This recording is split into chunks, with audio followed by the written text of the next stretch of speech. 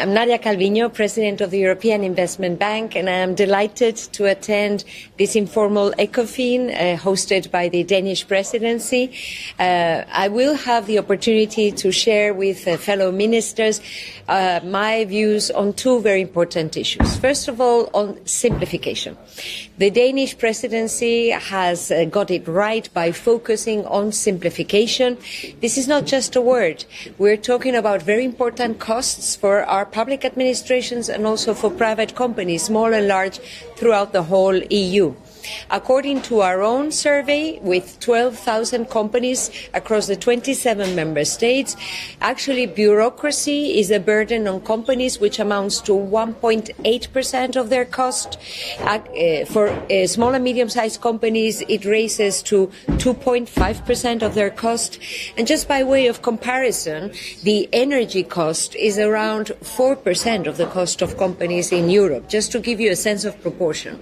It means that there is a great opportunity in reducing red tape and simplifying the rules in order to increase the competitiveness of European companies. And from the European Investment Bank, we are working very closely with the European Commission and other European and national institutions to simplify our rules, simplify reporting standards, and also to simplify our processes inside the whole European Investment Bank.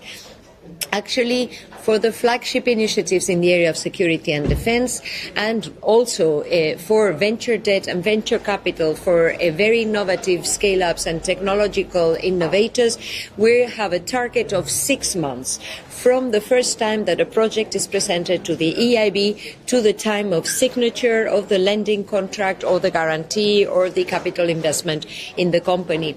So we're walking the talk. We're ensuring that European companies can have access to capital and that we reduce bureaucracy and red tape to the benefit of Europe's competitiveness. Secondly, I will be able to also discuss with ministers and update them on the important progress we're making in stepping up our finance for Europe's security and defence capabilities. We have doubled our finance last year. We will triple it this year, 2025, so that 3.5 of our total financing, and that is 3.5 billion euros, will be devoted to security and defence capabilities in Europe. We're talking about large strategic infrastructures. For example, the upgrading of the port of Esbjerg here in Denmark, so that NATO vessels can access the port. We're talking about research programs. For example, this week we have signed a 450 million euro deal with Thales, the French large contractor in the area of security and defense, so that they can finance research and development in the coming years. Thirdly, we are providing financing for small and medium-sized companies in Europe. We have signed already agreements with Deutsche and with Banque Populaire, Caisse d'Épargne, so that they can provide financing to Europe's small and medium-sized companies in the value chain, in the supply chain of large contractors. We are also, and I hope that very soon we will be able to also sign an agreement with the Danish bank. Fourth area of activity is supporting industrial capabilities, including the building of drones in the European Union. And finally, we're also investing in the capital of innovative companies through private investment funds.